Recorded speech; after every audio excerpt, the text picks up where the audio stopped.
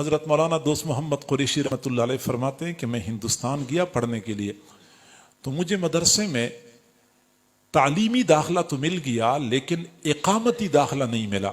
اقامتی داخلے کا معنی یہ ہے کہ مجھے وہاں رہائش بھی نہیں ملی اور کھانے کا بھی انتظام نہیں ہوا مدرسے کی طرف سے۔ مدرسے والوں نے کہا کہ آپ درسگاہ میں آئیں اور سبق میں شریک ہو سکتے ہیں، نہ ہمارے پاس رہائش کی مزید گنجائش ہے نہ کھانے کی گنجائش ہے۔ فرماتے ہیں کہ میں پریشان تھا کہ کیا کروں۔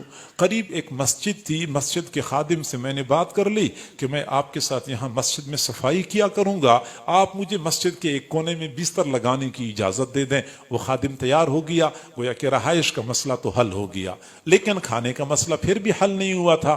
میں بڑا پریشان غمگین تھا۔ آخر کار میں نے ارادہ کر لیا کہ بس میں پڑھنا چھوڑ دیتا ہوں، اپنے علاقے میں واپس چلا جاتا ہوں۔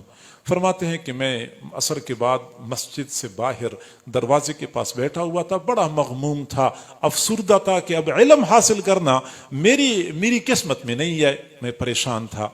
چنانچہ لوگ آ جا رہے تھے، گزرنے والوں میں سے ایک خاتون گزر رہی تھی، بوڑھی عورت تھی، اس نے میری طرف دیکھا، پھر کھڑی ہو گئی، پھر میرے قریب آئی اور کہنے لگی بیٹا آپ شکل و صورت سے کسی شریف خاندان کے فرزند معلوم ہوتے ہیں اور آپ کوئی پریشان ہیں، کوئی مغموم ہے، کیا مسئلہ ہے؟ میں نے کہا بوڑھی اماں جاؤ اپنا کام کرو، اب مجھے اپنی پریشانی ہے، میری آپ کے اپنے مسائل ہوں گے۔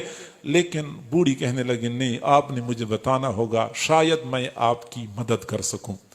وہ فرماتے ہیں کہ اس نے مجھے اتنا مجبور کر لیا، میں نے صورتحال بتا دی کہ ملتان کے قریب سے آیا ہوں یہاں پڑھنے کے لیے، لیکن یہاں میں پڑھ نہیں سکتا کیونکہ مدرسے میں کھانے کا انتظام نہیں ہو رہا اور میں خود انتظام کر نہیں سکتا، تو ارادہ میرا یہ بن گیا کہ میں واپس چلا جاتا ہوں۔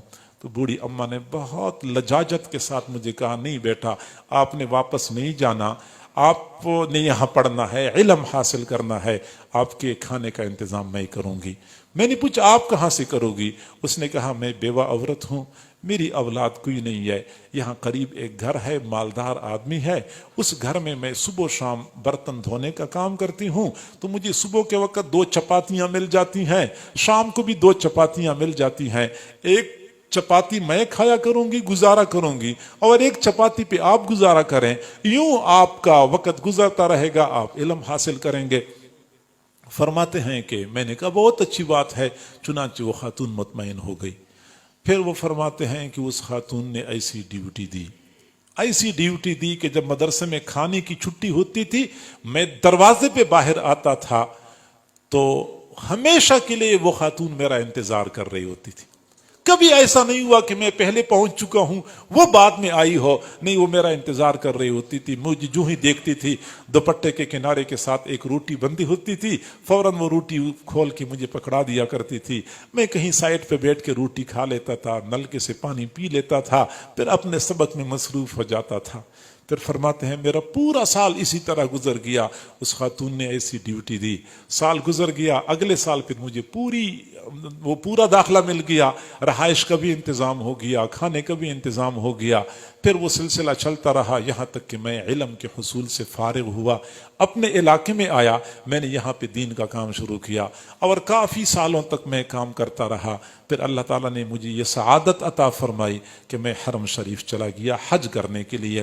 تو حج کے ایام میں رات کے وقت میں نے ایک خواب دیکھا کہ ایک تخت ہے، بہت خوبصورت چمکتا دمکتا تخت ہے جس میں ہیرے جواہرات جڑے ہوئے ہیں۔ مجھے دور سے وہ تخت نظر آیا، میں حیران رہ گیا کہ یہ تخت کس کا ہے۔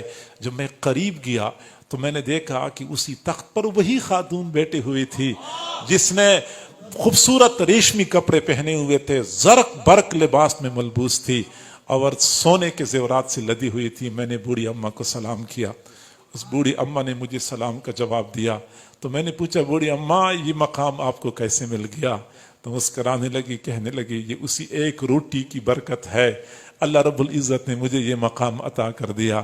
جب مجھے اللہ کے سامنے حساب کتاب کے لیے پیش کیا گیا تو جب فرشتوں نے کہا کہ اللہ اس کا حساب لینا ہے، اللہ نے فرمایا کہ اس نے میرے ایک مہمان کی خدمت کی ہے، اس کا حساب لیتے ہوئے مجھے شرم آتی ہے، اس کو ویسی ہی اعلیٰ مقام عطا کر دو۔